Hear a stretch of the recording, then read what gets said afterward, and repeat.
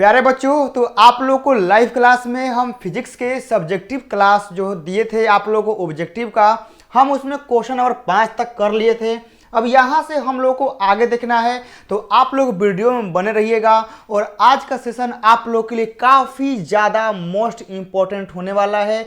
इसमें हम लोग फिजिक्स के सब्जेक्टिव क्वेश्चन करने वाले हैं। आप लोग को जो ऑब्जेक्टिव चलता है वह तो आप लोग का शाम 7 बजे बाबू चलता है, ठीक है ना। वह आप लोग का शाम 7 बजे चलता है फिजिक्स का ऑब्जेक्टिव।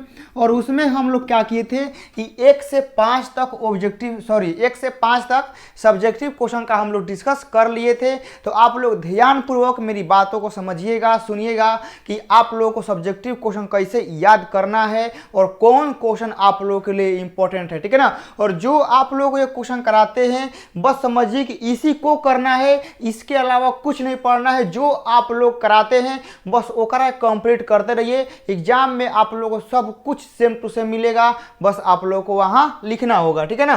तो चलिए बाबू, यहां से हम लोग आगे चलते हैं। क्वेश्चन नंबर 5 हो गया था कि प्रकाश के व्यतिकरण की आवश्यक शर्त क्या है। तो याद रखना है कि व्यतिकरण में उनकी आवृत्ति समान होनी चाहिए, उनकी आयाम समान होनी चाहिए, वह एक ही दिशा में होनी चाहिए, वह एक दूसरे के निकट होनी चाहिए, वह एक वड़ी होनी चाहिए, मतलब वह एक ही रंग के होने चाहिए, और उनके कलांतर सेम होने चाहिए, मतलब उनके बीच का जो एंगल है वह सेम होने चाहिए। तो यही व्यतिकरण का है। आप लोग 2-3 बार रीडिंग मारेंगे ना बाबू, तो आप लोग को यह आराम से याद हो जाएगा। जैसे देखिए यहाँ बोले हैं कि आवृत्ति समान होना चाहिए, तो आप लोग याद नहीं हो गया कि व्यतिकरण मतलब क्या, एकरा में आवृत्ति समान होगा, फिर एकरा में आयाम समान होगा, एक ही दिशा में चलेगा, एक दूसरे के निकट होगा, अत्यंत संकीर्ण होगा, मतलब बहुत ही पास होगा, ठीक है, नजदीक होगा। यहाँ कलांतर नियत होगा। कलांतर मतलब होता है एंगल, उन दोनों रे के बीच में क्या होता है, वो एंगल होता है, ठीक है ना। एक वड़ी मतलब एक ही रंग का होना चाहिए, और ओकरा बाद वह एक ही तल में होना चाहिए, बस।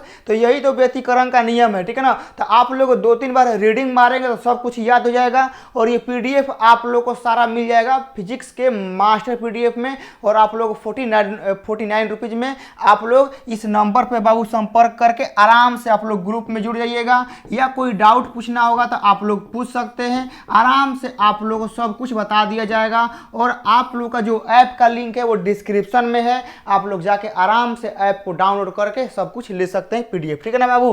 तो चलिए यहाँ से हम लोग आगे चलते हैं। यहाँ से आगे हम लोग को देखना, ये इंग्लिश मीडियम में है, ठीक है ना। तो इंग्लिश मीडियम वालों के लिए भी देखिए सब कुछ उपलब्ध है, ठीक है ना। तो आप लोग के लिए भी वही है, ठीक है ना, कि इसमें क्या होना चाहिए, इसमें हम लोग का बोथ वेव साउंड नो मतलब सेम डायरेक्शन, मतलब कि जो हमने के वेव है वह सेम डायरेक्शन में होना चाहिए, उनका फ्रीक्वेंसी सेम होना चाहिए, उनका एम्पलीट्यूड बोलिए चाहे एल्टीट्यूड बोलिए वह सेम होनी चाहिए, वह एक दूसरे के वेरी क्लोज होने चाहिए, वह सेम कलर के होने चाहिए। तो यही बाबू सब कुछ आप लोगों को लिखा हुआ है, ठीक है ना। तो आप लोग इसको आराम से समझ सकते हैं। यहाँ पर आप लोगों को सब कुछ हम लिख दिए हैं। कोई भी चीज़ आप लोग को अपने मन से सोचने की जरूरत नहीं है कि हाँ एकरा में एक्स्ट्रा क्या होगा, वह मेरा काम है। आप लोग बहुत सिंपल भाषा में आप लोग हम यहाँ लिख के बाबू दे दिए, ठीक है ना। चलिए यहाँ आगे आते हैं। अब चलिए क्वेश्चन नंबर 6 क्या है, आप लोग ध्यान से देखेंगे, ठीक है ना। क्वेश्चन नंबर 6 आपके एग्जाम के लिए बाबू बहुत बहुत बहुत स्पेशल है। ऐसे सवाल एग्जाम में बहुत आप लोग एग्जाम में देखने को मिलते हैं और आप लोग कंफ्यूज हो जाते हैं, बट आप लोग कंफ्यूज नहीं होना है, ठीक है ना। तो ध्यान से देखिएगा क्या लिखा है कि चुंबकीय क्षेत्र के अनुदिश, अनुदिश मतलब जानते हैं क्या होता है, अनुदिश मतलब होता है ओकरे दिशा, नहीं समझते। मान लीजिए कि हम पूरब दिशा में जा रहे हैं और आप लोग बोल रहे हैं कि नहीं हम कुमार पुरुषोत्तम के अनुदिश हैं, मतलब कि जिस दिशा में हम जा रहे हैं आप लोग भी उसी दिशा में जा रहे हैं, ठीक है ना। जिस दिशा में चला रे संवरिया उसी दिशा में हम भी चले, है ना। तो उसी प्रकार से यह है, ठीक है ना। अनुदिश का मतलब क्या होता है, सेम डायरेक्शन, ठीक है ना। यानी मान लीजिए कि चुंबकीय क्षेत्र जवन दिशा में जा रहा है तो हम उसी दिशा में जा रहे हैं। तो यहाँ बोला गया चुंबकीय क्षेत्र के अनुदिश परिक्षेपित आवेशित कण का मार्ग कैसा होगा। अब बताइए कोनो चुंबकीय क्षेत्र है आ ओकरा में ओकरे क्षेत्र में कोनो आवेश के गतिमान करा दीजिएगा तो क्या होगा, एक सरल रेखा जैसे आप लोग समझाते हैं।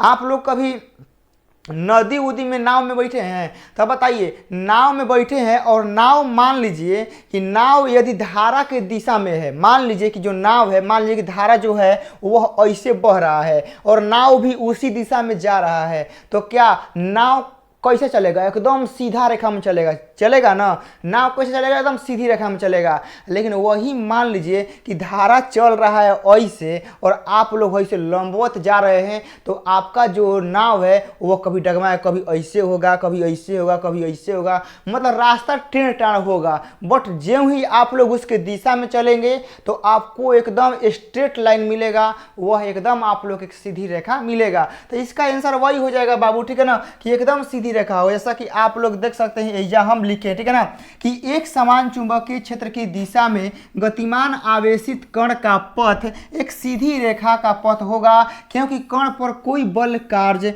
नहीं करेगा, ठीक है ना। और बताइए बल, मान लीजिए कि धारा भी नहीं जा रहा है, नाव भी नहीं जा रहा है, तो आराम से भैया एकदम बैलेंस कंडीशन में इन्हें होने जाएगा। अनबैलेंस आदमी कब होता है? जब कहीं बल ज़्यादा कहीं कम लगेगा। अब टोटली बल ओनिए लग रहा है तो आराम से ओनिए जाएगा। तो जब उसी दिशा में जाता है तो हम लोग का क्या होता है बाबू? हम लोग का सीधी रेखा होता है। मात्र इतना छोटा आंसर में आप लोगों को देके निकल जाना था और आप लोगों से उम्मीद है कि आप लोग इसको याद कर लिए होंगे। आगे चलते हैं बाबू। अब देखिए ये इंग्लिश में है, तो इंग्लिश में आप लोग क्या लिखे हैं कि the path of a charge particle moving in the direction of the uniform magnitude field will be a straight line path because no force will be act on the particle। यानी particle पर कोई force नहीं लगेगा, जब same direction में चलेगा तो उसका पाथ कैसा होगा? एक स्ट्रेट लाइन होगा। आप लोग को इंग्लिश मीडियम बाबू आराम से भी हम लिख दिए हैं। चलिए अब आगे आइए। अब देखिए क्वेश्चन नंबर 7 क्या है, 7 को भी समझना बहुत जरूरी है। आप लोग एग्जाम में 2-3 न्यूमेरिकल आता है, यदि आप लोग उकारा बना देते हैं तो समझिए कि नंबर और ही बढ़ने का चांस रहता है, क्योंकि न्यूमेरिकल में नंबर नहीं करता है बाबू, ठीक है ना। तो ध्यान से आप लोग एकरा पढ़ेंगे। देखिए बोला गया है कि 2 एम्पियर की धारा किसी चालक में 10 सेकंड तक प्रवाहित होने पर उसमें 80 जूल ऊष्मा उत्पन्न करती है, तो चालक का प्रतिरोध निकालें। अब चालक का प्रतिरोध निकालना है, तो अब बताइए आप लोग को क्या दिया गया है? ध्यान से देखिए, हम लोग को धारा दिया गया है, ठीक है ना। क्या दिया गया है? हमनी के धारा दिया गया है 2 एम्पियर, ठीक है। हमनी के समय दिया गया है, समय कितना दिया गया है बाबू? तो समय हमनी के 10 सेकंड दिया गया है। और ही कुछ दिया गया है, 80 जूल दिया गया है, मतलब 80 जूल ऊष्मा उत्पन्न करती है। ऊष्मा मतलब जानते हैं क्या दिया गया है? एच दिया गया है। एच हमनी कितना दिया गया है? 80 जूल दिया गया है। अब आप लोग को ध्यान से देखिए, हमनी के एगो फॉर्मूला होता है एच बराबर, ठीक है ना, एच बराबर I² RI/T होता है। क्या ये लग पाएगा? देखते हैं पहले। एच का मान गिवन है, आई का मान गिवन है, टी का मान गिवन है, तो आर निकल जाएगा। अब बिल्कुल प्रतिरोधी निकालना है, ठीक है ना। तो एच बराबर I² RT होता है जूल के नियम से। तो यहाँ से आर का मान बाबू हमनी के क्या हो जाएगा?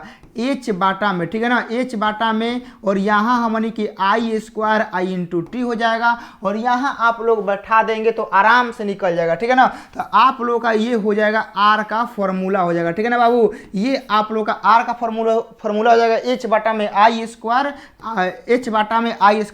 एच का मान कितना है बाबू? तो हमनी के 80 है, और आई का मान कितना है? 2 है, तो 2 × 2 कर देंगे। और टी का मान कितना है बाबू? टी का मान हमनी के 10 है, तो 10 लिख देंगे। तो ध्यान से देखिए, एगो जीरो से एगो जीरो, 2 दूनी 4 और 4 दूनी 8 कट गया। तो हमनी के आर का मान कितना आएगा बाबू? तो हमनी के जो आर का मान होगा वह 2 ओम आएगा, और 2 ओम हमनी के क्या हो जाएगा? हम लोग का राइट आंसर हो जाएगा, ठीक है ना। तो 2 ओम हम लोग का बाबू राइट आंसर हो जाएगा। आप लोग ध्यान से देखेंगे, ठीक है ना। तो 2 ओम हम लोग का क्या होगा? यहाँ से राइट आंसर हो जाएगा, और आराम से हम लोग इसको निकाल लेंगे। कोई दिक्कत, कोई समस्या नहीं, बस आप लोग को आराम से पेशेंस रख के क्या करना है, करा के बनाना है, ठीक है बाबू। चलिए आगे चलते हैं। अब देखिए कार्बन डेटिंग क्या होता है, ध्यान से देखिएगा। अब कार्बन डेटिंग, जैसे मान लीजिए कि भूकंप आता है, तो कोई मान लीजिए कि पेड़ पौधे चाहे कोई जीव जंतु, मान लीजिए कभी जंगल में ही कुछ मतलब भूकंप आता है, चाहे कुछ आता है, चाहे कोई जानवर जमीन के अंदर धंस जाता है और उसका कुछ सालों बाद उसका मलबा मिलता है, हड्डी उड्डी मिलता है, तो साइंटिस्ट क्या करते हैं, जो हमारे होते हैं वैज्ञानिक, वो पता कर लेते हैं कि जो यह जानवर है कितने साल पहले मरा था वो पता कर लेते हैं। तो आप लोग कहते हैं कि भाई साइंटिस्ट ने, ये ज्योतिष है, यह बता दिया कि यह जानवर कितने साल पहले मिला है। वह ज्योतिष का कहानी नहीं है, यह साइंस का दिमाग होता है कि वह कार्बन डेटिंग के द्वारा वह पता कर लेता है कि जो यह जीव का मलबा मिला है यह कितने साल पहले का है, ठीक है ना। वह कार्बन डेटिंग द्वारा पता होता है। तो आप लोग ऐसा कोई ज्योतिष वाला बात मत समझिएगा कि वह आप लोग कोई ज्योतिष भविष्यवाणी के, ऐसा नहीं होता है। मान लीजिए कि कोई आदमी ही जमीन के अंदर धंस के मर जाता है, कोई जानवर ही जमीन के अंदर धंस जाता है और कई सालों बाद उसकी हड्डी मिलता है, तो पता आराम से चल जाएगा कि कितने वर्ष पहले यह इसकी मृत्यु हुई थी। आराम से हम लोग पता कर लेते हैं। तो यह किसके द्वारा होता है, तो ये हमने के कार्बन डेटिंग द्वारा होता है, ठीक है ना। किसके द्वारा, कार्बन डेटिंग के द्वारा पता चलता है, ठीक है ना। तो ये आप लोगों को सेम टू सेम वही लिखा है। देखिए कार्बन डेटिंग का मतलब होता है, क्या मतलब होता है, किसी भी चीज में मौजूद कार्बनिक पदार्थों की आयु निकालना। बोले ना कि कितने साल पहले मरा है, किसकी आयु कितनी थी, सब कुछ पता चल जाएगा, ठीक है ना। तो यह पूरी तरह से विज्ञान पर आधारित है। बोले ना यह साइंटिस्ट द्वारा पता किया जाता है, विज्ञान द्वारा आधारित है। अगर किसी को भी किसी चीज की आयु को लेकर शंका होती है, मतलब डाउट होता है, तो फिर इसी के माध्यम से उसकी आयु निर्धारित की जाती है। एकदम सिंपल भाषा में आप लोगों को लिख दिए हैं कि आप लोग को कोई परेशानी ना हो। तो कार्बन डेटिंग तो आप लोगों को याद होगा, एकदम सिंपल भाषा में लिखे, कोई ज़्यादा कॉम्प्लिकेटेड भाषा लिखे नहीं लिखे। हम जानते थे कि आप लोगों को सिंपल भाषा में देंगे तो जल्दी याद होगा, इसलिए आप लोगों को सिंपल भाषा में बाबू लिख दिए हैं। आगे चलिए, अब यहाँ कुछ और ही लिखे हैं, पढ़ लीजिए करके कि कार्बन डेटिंग से किसी जीवाश्म या पुरातत्व संबंधित वस्तुओं की वायु की पुख्ता जानकारी मिली थी। पुख्ता जानकारी कहने का मतलब क्या है, एग्जैक्ट, ठीक है ना। हम लोग एग्जैक्ट बता सकते हैं ना कि इसकी मृत्यु कब हुई थी, यह जमीन के अंदर कब धंसा हुआ था, एकदम एग्जैक्ट पता चल जाएगा। कार्बन 14 के जरिए उम्र तय करने की विधि का इस्तेमाल, ठीक है ना, पुरातत्व जीव विज्ञान में जंतुओं एवं पौधों से प्राप्त अवशेषों के आधार पर जीवन काल, समय चक्र का निर्धारण करने में किया जाता है। अब उनके जो मलबे मिलते हैं ना बाबू, मान लीजिए कि पेड़ पौधा है तो उसके कुछ टहनी वहनी मिलेंगे, कोनो जानवर जमीन के अंदर धंस गया तो हड्डी मिलेगा, कोनो मनुष्य कोनो जमीन के अंदर धंस के दब के मर गया है तो कुछ उसके अवशेष मिलेंगे। तो उसी से पता चल पाता है कि हाँ इसकी कितनी साल पहले मृत्यु हुई थी। तो ये सब कार्बन डेटिंग के द्वारा होता है, जो कि आप लोगों को सब कुछ यहाँ आराम से सिंपल भाषा में लिख दिए हैं, तो आप लोग इसको समझ गए होंगे। अब आइए चोक कुंडली, ठीक है ना। अब चोक कुंडली क्या होता है, ये भी आपके एग्जाम के लिए बहुत ज़्यादा स्पेशल है, ठीक है ना। तो चोक कुंडली जानते हैं क्या होता है, हमनी के वो धारा नियंत्रक होता है। मतलब कहने का मतलब है ना कि चोक कुंडली हमनी क्या करता है, धारा को नियंत्रित करता है, जो कि आप लोग को यहाँ लिख दिए, ठीक है ना। तो ध्यान से पढ़िएगा कि प्रत्यवर्ती, ठीक है ना, ध्यान से बाबू आप लोग यहाँ देखेंगे कि प्रत्यवर्ती धारा में, ठीक है ना बाबू, ध्यान से आप लोग को देखना है यहाँ पर कि प्रत्यवर्ती धारा परिपथ में वैद्युत ऊर्जा का ह्रास हुए बिना धारा को कम करने का एक साधन उपलब्ध है। मान लीजिए कि परिपथ में धारा आ रहा है, अब वो धारा के कंट्रोल करना है। अब मालूम चला कि धारा को कंट्रोल करने में यही कुछ एनर्जी लॉस कर लिया, तो मालूम चला कि मतलब कि झूठो खानी, मतलब फालतू का बिजली बिल जियान हो गया कि नहीं। मान लीजिए कि आप लोगों को 10 रुपया दिया गया चीनी लाने के लिए, अब आप लोग दुकान पे जाने पर ही रास्ता में 2 रुपया ख़त्म कर दीजिए, तो फिर चीनी कितना के मिलेगा, 8 रुपये का मिलेगा। तो फिर 2 रुपया कहाँ हो गया, ख़त्म हो गया कि नहीं ख़त्म हो गया। तो यह चोक कुंडली क्या करता है कि वो बिना ऊर्जा का ह्रास किए, मतलब ऊर्जा खत्म नहीं करेगा, बिना ऊर्जा का ह्रास किए हुए क्या करेगा, धारा को कंट्रोल करेगा। अब ऊर्जा का ह्रास करेगा तो फिर समझिए कि एनर्जी ज़्यादा लॉस होगा। एनर्जी मतलब विदाउट कहेंगे कि कुछ काम नहीं हुआ, एनर्जी लॉस हो गया। तो इसलिए यह ऐसा पदार्थ है, यह ऐसा युक्ति है कि यह एनर्जी को लॉस नहीं करता है और धारा को कंट्रोल आराम से कर लेता है, जिसे चोक कुंडली कहते हैं। चोक कुंडली किसे कहते हैं, कहानी यहीं तक खत्म है कि चोक कुंडली एगो ऐसा युक्ति है, ऐसा सिस्टम है जो बिना ऊर्जा का ह्रास किए हुए क्या करता है, धारा को कम करता है, उसे चोक कुंडली कहते हैं। यह एक उच्च प्रेरकत्व की कुंडली होती है जो एक पृथक्कृत मतलब इंसुलेटेड तांबे की मोटे तार तार की बहुत सारे फेरों में लोहे की पतली करोड पर लपेट कर बनाई जाती है। कहने का मतलब है ना कि तांबा, देखे ना, तांबा का जो मोटा मोटा होता है तो एक लपेटा होता है, मतलब चोक कुंडली का जो निर्माण होता है ना तो तांबा रहेगा और तांबा के तार को लपेट लपेट लपेट लपेट के क्या बनाएगा, चोक कुंडली बनाया जाता है, जो कि आगे आप लोग फिगर में हम दिखाएंगे। ठीक है ना। चलिए, ये तो आप लोग यहाँ इतना लाइन तो आप लोग समझ गए। अब देखिए यहाँ लिखे ना, चोक कुंडली में औसत शक्ति लगभग शून्य होती है। ठीक है ना। चोक कुंडली की औसत शक्ति जो होती है वह लगभग शून्य होती है। इस प्रकार चोक कुंडली का कार्य सिद्धांत वाटहीन धारा पर आधारित होता है। और आप लोगों को क्या करना है, ये वाला नोट पॉइंट आप लोग अपने कॉपी में लिख लेना है कि चोक कुंडली का औसत शक्ति, ठीक है ना, औसत शक्ति जो होता है वह लगभग शून्य होता है। क्या होता है, वह लगभग शून्य होता है। और चोक कुंडली जो होता है वह वाटहीन धारा के सिद्धांत पर आधारित होता है। आप लोग लिख लेंगे। ठीक है ना। चोक कुंडली जो होता है प्यारे दोस्त वह किस पर आधारित होता है, तो वाटहीन घटक पर हमनी के आधारित होता है। आप लोग इसको याद कर लेंगे। अब देखिए ये आप लोग का चोक कुंडली का फिगर है, आप लोग देख सकते हैं, दिखाई दे रहा है ना। ये चोक कुंडली का आप लोग का क्या है बहु इमेज है, जो कि किसी भी स्टूडेंट को कोई दिक्कत नहीं हो। देखिए यहाँ क्या है, देखिए एकरा में तांबा का तार ऐसे गया है। ठीक है ना। ऐसे तांबा का तार एकरा में लपेटा हुआ है। देखिए ये तांबा का तार आपका यहाँ गया है, ऐसे लपेटा हुआ। देखिए यहाँ तांबा का तार है ना, तो तांबा का तार ऐसे गया है, आपका लपेटा हुआ है। फिर इसमें तांबा का तार है, ऐसे आप लोग का लपेटा हुआ है। तो पूरा तांबा का तार द्वारा क्या होता है, हमने के चोक कुंडली बनता है। और आप लोग फिगर में आराम से देख के आप लोग समझ गए होंगे कि हाँ चोक कुंडली हमने के क्या होता है। आप लोग देख रहे हैं ना, बढ़िया से आप लोग देख लीजिए, क्योंकि आप लोगों तो कई फिगर दिखाया नहीं जाता है कि चोक कुंडली होता क्या है, तो आप लोगों को हम दिखा दिए हैं कि चोक कुंडली, दिस इज अ चोक कुंडली। ठीक है ना। आगे चलते हैं बाबू, ये आप लोगों को सबसे सिंपल भाषा में आप लोगों को लिख दिए हैं। ठीक है ना।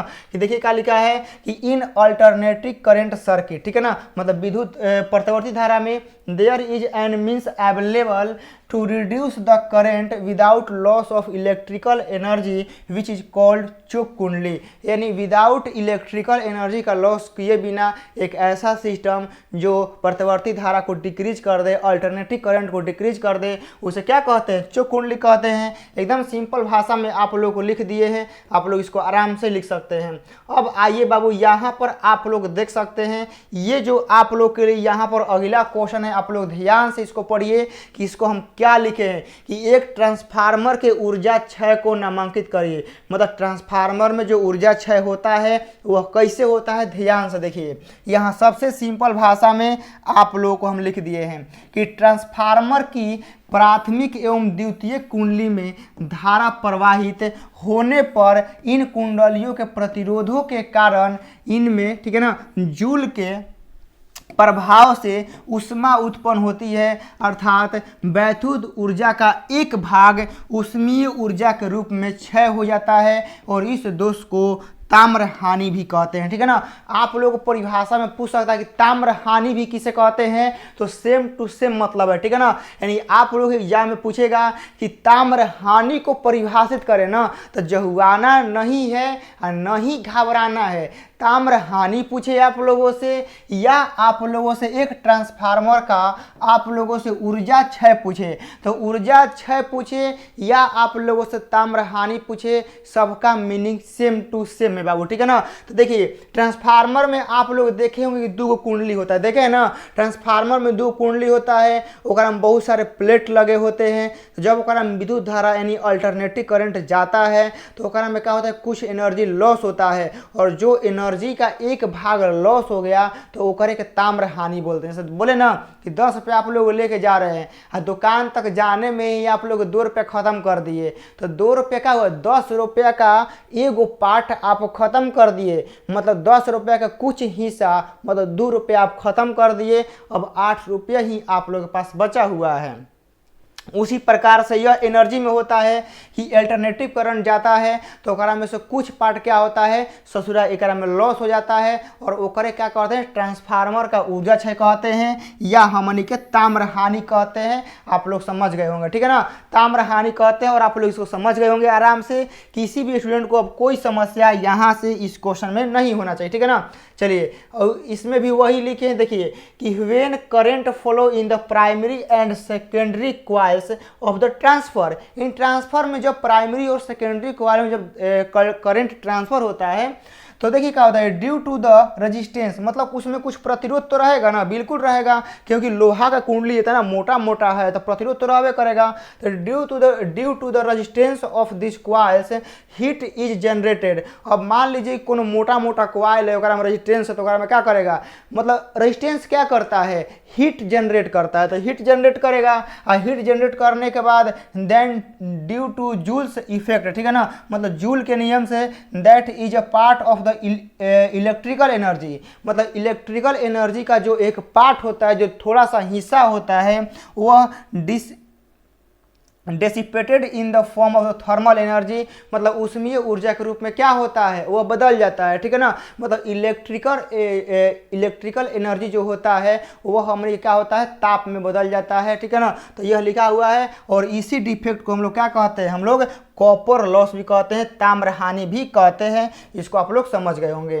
अब आइए यहाँ अर्धचालक में आप लोग बोला है कि अर्धचालक में आप लोग होल से क्या समझते हैं। देखिए जो हम लोग का, देखिए इसका कॉन्सेप्ट ध्यान से आप लोग समझाते हैं, पूरा बेसिक से समझाते हैं, आप लोग ध्यान से समझिएगा, ठीक है ना, कि यह क्या होता है। जो हम लोग का चालक पदार्थ होता है, जैसे मान लीजिए कि आप लोग लोहा हो गया, चांदी हो गया, सोना हो गया, टीन हो गया, चाहे जो भी हम लोग का धातु है, चालक है, तो ओकरा में जो विद्युत धारा प्रवाह होता है तो वह ओनली इलेक्ट्रॉन के द्वारा होता है। चालक में ओनली इलेक्ट्रॉन होता है तो उसे हम लोग चालक कहते हैं, समझ गए ना। बट अर्धचालक में ऐसा नहीं होता है।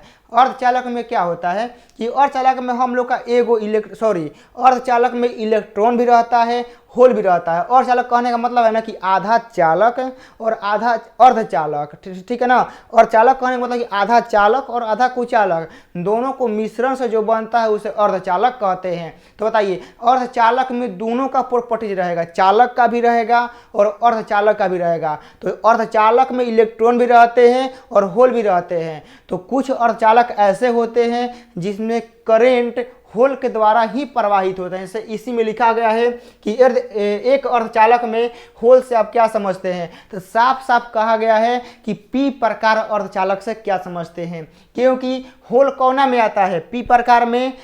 एन प्रकार में क्या आता है, इलेक्ट्रॉन आता है। आप लोग को एक नंबरिया वाला क्लास में सब कुछ करा चुके हैं कि इलेक्ट्रॉन कहाँ आता है, एन प्रकार के अर्धचालक में। आप पी प्रकार में क्या आता है, होल। यानी साफ साफ क्वेश्चन कहने का मतलब है कि आप लोगों से पी प्रकार पूछा गया है कि पी प्रकार अर्धचालक से क्या समझते हैं। तो आइए हम लोग यहाँ जवाब देते हैं। देखिए इंडियम की बाहरी कक्षा में सिर्फ 3 इलेक्ट्रॉन होते हैं, इसीलिए सिलिकॉन पर इंडियम की डोपिंग की जाए तो होल का निर्माण होता है, यानी पी प्रकार अर्धचालक के निर्माण होता है।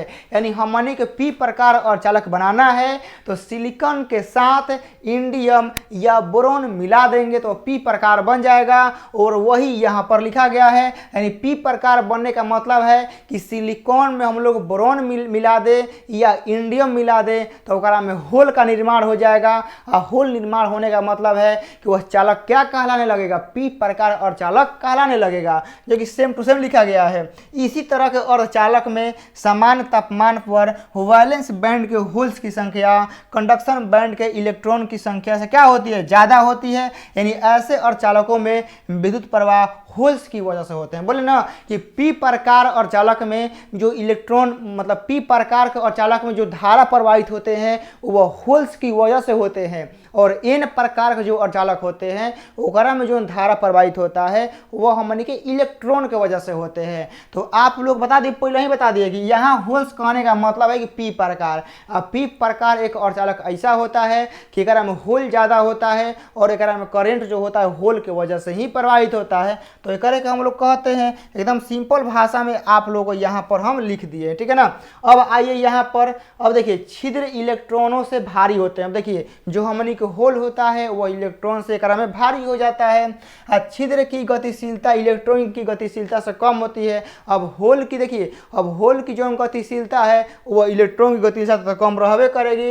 यह वैसे व्यवहार करने से मानो धन आवेशित कण है। अब पी प्रकार के अर्धचालक में आप लोग पी से ही याद रखना है कि पी से पॉजिटिव, तब पॉजिटिव रहेगा तो धन आवेशित रहेगा। ये सारे कहानी आप लोगों को पी प्रकार में समझाए जाते हैं, ठीक है ना। चलिए अब ये आता है मॉडुलन, ठीक है ना, कि मॉडुलन क्या है। तो मॉडुलन देखिए क्या है कि उच्च वाहक के जो आवृत्ति के तरंग होते हैं ना, तो ओकरे के हम लोग अध्यारोपित करते हैं, तो एकरे क्या कहते हैं, मॉडुलन कहते हैं। देखिए ध्यान से एकदम सिंपल भाषा में आप लोग को हमें यह लिख दिए, ठीक है ना।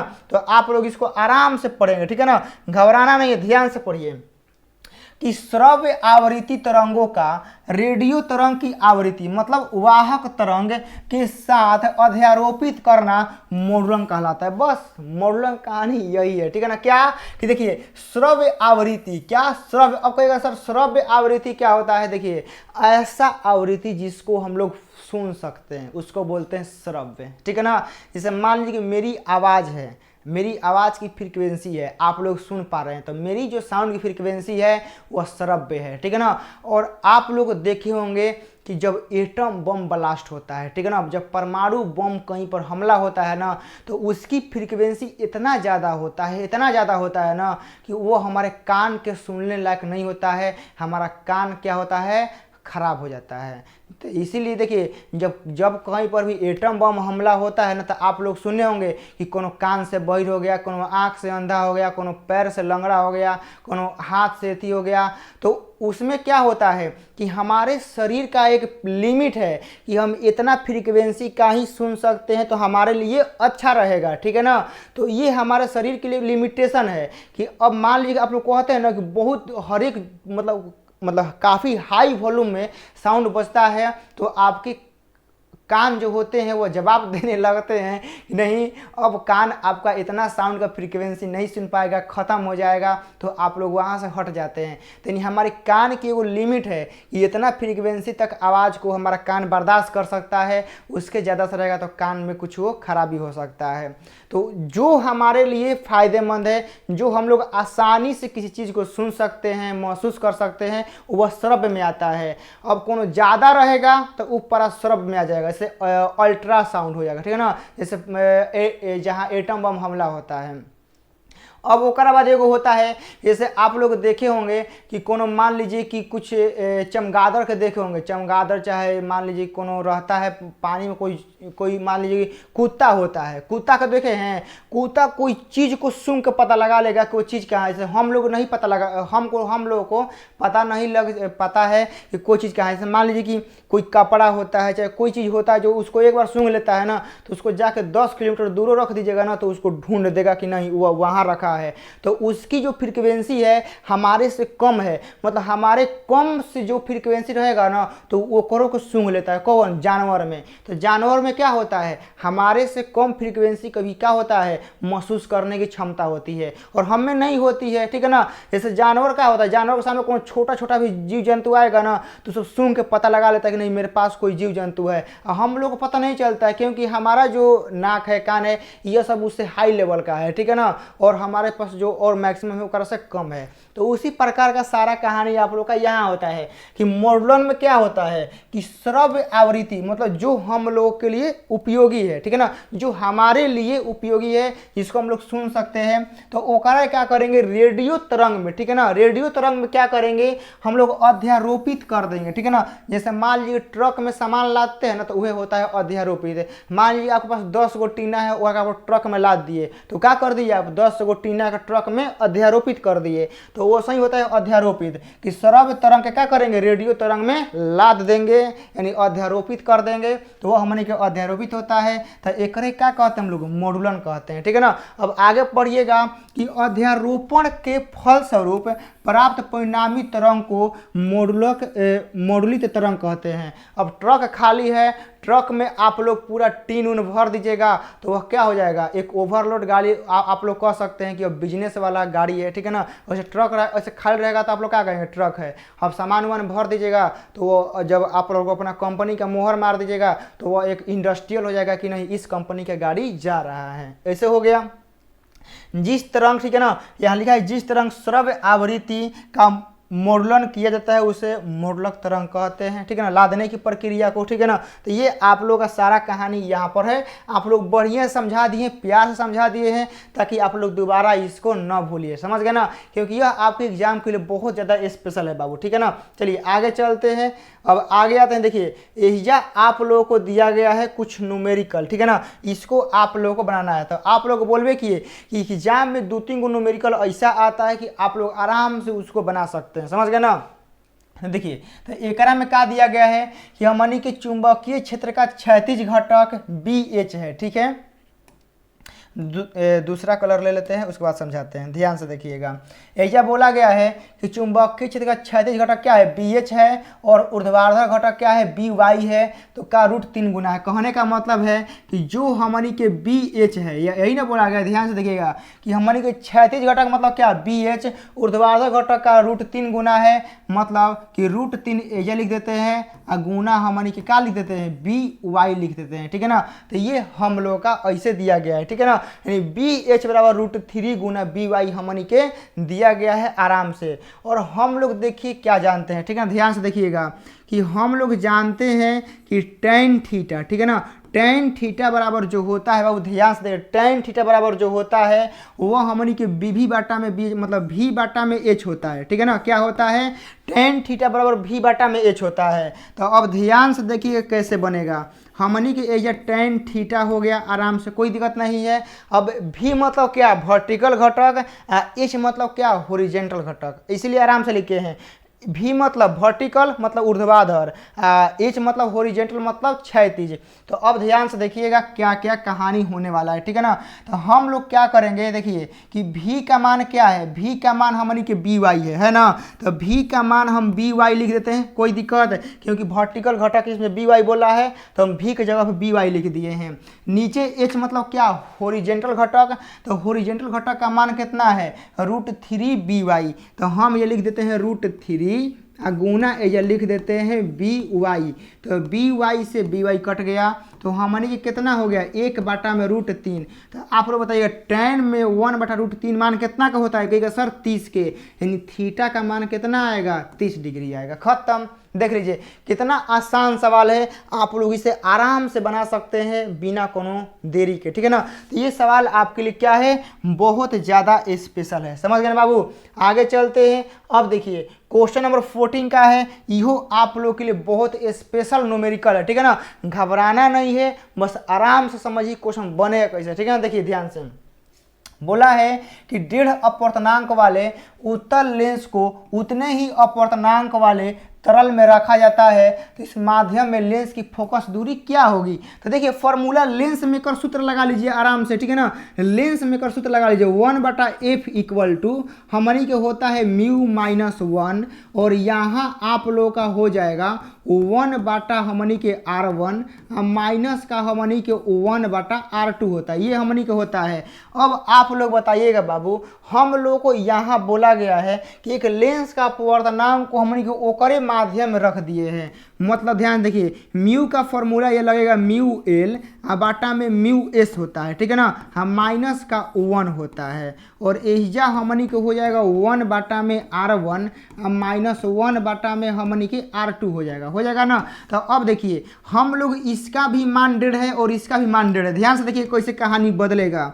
हमनी के लेंस का भी अपवर्तनांक 1.5 है और माध्यम का भी अपवर्तनांक 1.5 है, तो 1.5 से 1.5 कटेगा तो कितना होगा, एहिजा बताइए 1.5 से जब 1.5 कटेगा तो हमनी के यहाँ तो 1 हो जाएगा, 1 माइनस 1, तो 1 में से 1 गया, तो टोटली हम यहाँ हमारा यहाँ क्या होगा 0 गुना ये हो जाएगा समथिंग, तो 0 गुना समथिंग कुछ भी करिएगा बाबू तो हमनी के तो 0 हो जाएगा, यानी 1/f का मान क्या आ गया, 0 आ गया। तो हमनी के f का मान क्या आ जाएगा, f का मान 1/0 मतलब इन्फिनिटिव, मतलब फोकस दूरी क्या हो जाएगा, अनंत हो जाएगा, यानी वह एक दर्पण की भांति कार्य करने लगेगा, समझ गए ना। ये क्या होगा, ये हमनी के एगो दर्पण की भांति कार्य करने लगेगा, क्योंकि दर्पण की फोकस दूरी और वक्रता त्रिज्या दोनों अनंत होती है, ठीक है ना। तो आप लोगों को क्वेश्चन समझ में आ गया कि कैसे आप लोगों को करना है, ठीक है ना, एकदम सिंपल भाषा में आप लोगों को समझा दिए हैं बाबू, समझ गए ना। चलिए यहाँ से आगे चलते हैं, अब देखिए, अब यहाँ से आप लोगों को नंद गेट का बुलियन व्यंजक बताना है। तो आप लोग की एग्जाम के लिए और गेट हो जाए, नॉर गेट हो जाए, ठीक है ना, या एंड गेट हो जाए या नॉन गेट हो जाए, ये आपके एग्जाम के लिए क्या है, काफ़ी ज़्यादा स्पेशल होता है। तो इसमें क्या करना है, ध्यान से देखिए। सबसे पहले आप लोग को इसका फिगर बनाने आना चाहिए। एंड मतलब आप लोग बताए थे कि आप लोग को क्या करना है, एकदम मुझे सोच पाई खींचना है, ओकरा बाद ऐसे, ओकरा बाद आप लोग को ऐसे मिला देना है, यहाँ से 2 गो दे देना है। अब देखिए बाहरी एन लगाएगा तो आप लोग को ये छोटा सा आप लोग को एगो बिंदु लगा देना है और ऐसे कर देना है, ठीक है ना। क्या करना है, आप लोग को यहाँ से ऐसे खींच देना है।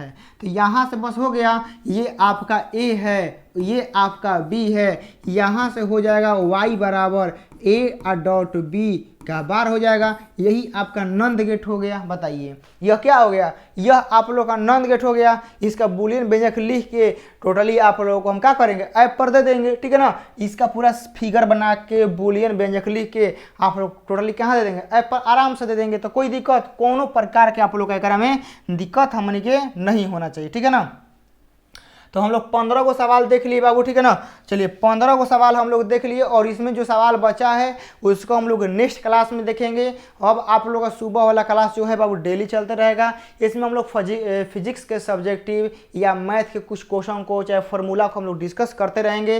तो एक क्लास में 10 को हम लोग देखेंगे और आप लोग को आराम से हम समझाने की कोशिश करेंगे कि हाँ ये सवाल होता क्या है, क्योंकि आप लोग रट्टा मारते हैं। जब आप लोग मेरी वीडियो को देख लेंगे तो आप लोग को 80% समझिए क्लास में ही याद हो जाएगा, 20% आप लोगों को खुद से मेहनत करना पड़ेगा। तो उतना तो आप लोग कर सकते हैं, ठीक है ना। तो चलिए हम लोग मिलते हैं 11 बजे केमिस्ट्री के क्लास में। जय हिंद।